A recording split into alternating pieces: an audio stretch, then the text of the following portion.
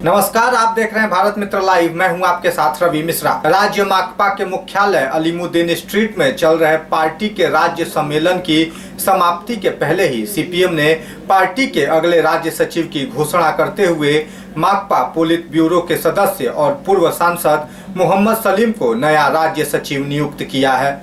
सूर्यकांत मिश्रा के उत्तराधिकारी के रूप में श्रीदीप भट्टाचार्य का नाम भी चर्चा में था, लेकिन आखिरी वक्त में सारे कयासों को समाप्त करते हुए मोहम्मद सलीम को यह जिम्मेदारी सौंप दी गई। पार्टी के वयोवृद्ध नेता और राज्य के पूर्व मुख्यमंत्री बुद्धदेव भट्टाचार्य के दिए गए वोट और सुझाव के बाद पार्टी ने सलीम की राज्य सचिव के पद पर ताजपोशी तय की। इसके साथ ही नए नियमों का पालन करते हुए पार्टी के बुजुर्ग नेताओं को राज्य समिति से बाहर कर दिया गया है। इनमें विमान बोस और सूर्यकांत मिश्र समेत कुल 12 लोग शामिल हैं। ज्ञात रहे कि लंबे समय से राज्य माकपा में बदलाव की मांग उठ रही थी तथा बुजुर्ग नेताओं की जगह नई पीढ़ी को लाने का दबाव बढ़ रहा था।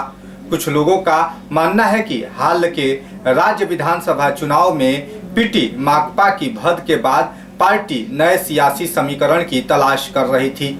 सूत्रों का मानना है कि माकपा और कांग्रेस के गठबंधन में शामिल होकर ही अब्बास सिद्दीकी की पार्टी को विधानसभा में दाखिल होने का मौका मिला था। इसके लिए भी पार्टी का एक धड़ा मोहम्मद सलीम को ही जिम्मेदार ठहरा रहा था, लेकिन आज की बैठक में पार्टी ने कबूल किया कि सलीम का प्रयोग सही रहा है।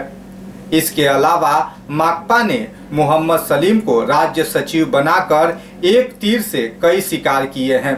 इसका कारण है कि विधानसभा चुनाव में तृणमूल कांग्रेस की भारी सफलता के लिए राजनीतिक जानकार राज्य के हिंदी उर्दू भाषी मतदाताओं को महत्व देते रहे हैं।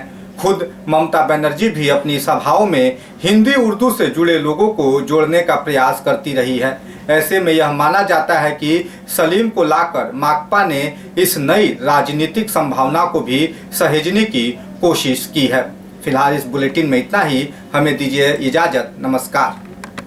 अगर आपको हमारा ये वीडियो अच्छा लगा तो इसे लाइक करें, शेयर करें और हाँ, सब्सक्राइब करना ना भूलें।